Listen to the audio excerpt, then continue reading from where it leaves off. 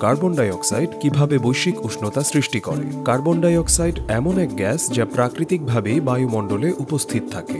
বর্ণহীন এবং গন্ধহীন এটি একটি গ্যাসের দলের অংশ যাদের আমরা গ্রিনহাউস গ্যাস বলি। এই দলে আরও রয়েছে পানির বাষ্প, মিথেন, নাইট্রাস অক্সাইড এবং ওজোন।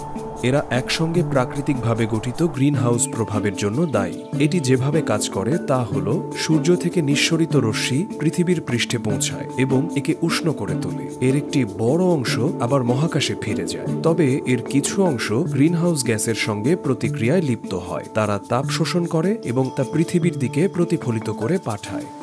এই প্রক্রিয়াটি পৃথিবীর পৃষ্ঠে তুলনামূলকভাবে স্থিতিশীল তাপমাত্রা বজায় রাখতে সাহায্য করে।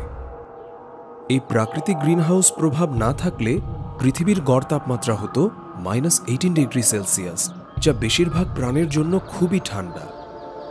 এখন প্রশ্নে ফিরে আসা যাক।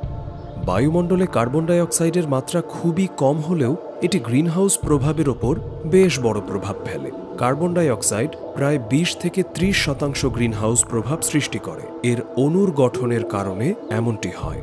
কার্বন ডাই অক্সাইড, মিথেন বা পানির বাষ্পের মতো যেসব অণু 3 বা ততোধিক পরমাণু নিয়ে গঠিত, তারাই পৃথিবী থেকে বের হওয়া তাপের সঙ্গে প্রতিক্রিয়া করে। এই তাপ তাদের অণুগুলোকে কাঁপতে বাধ্য করে এবং তারাও তাপ তৈরি করে। বায়ুমণ্ডলের বেশিরভাগ গ্যাস এই প্রক্রিয়ায় অংশ নেয় না।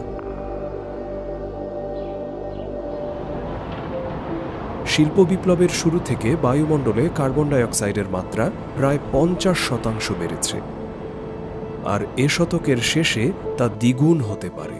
এর মানে এখন আরও বেশি তাপ বায়ুমণ্ডলে আটকে যাচ্ছে। গবেষণায় দেখা গেছে কার্বন ডাই অক্সাইডের ঘনত্ব বৃদ্ধি জলবায়ু পরিবর্তনের একটি বড় কারণ। এই গ্যাসের পরিমাণ যত বাড়ে, খরা, বন্যা ও ঝড়ের মতো চরম আবহাওয়ার ঘটনা ততই বাড়ে। জলবায়ু পরিবর্তনের প্রভাব কমাতে হলে কার্বন ডাই অক্সাইড নির্গমন অনেক কমাতে হবে।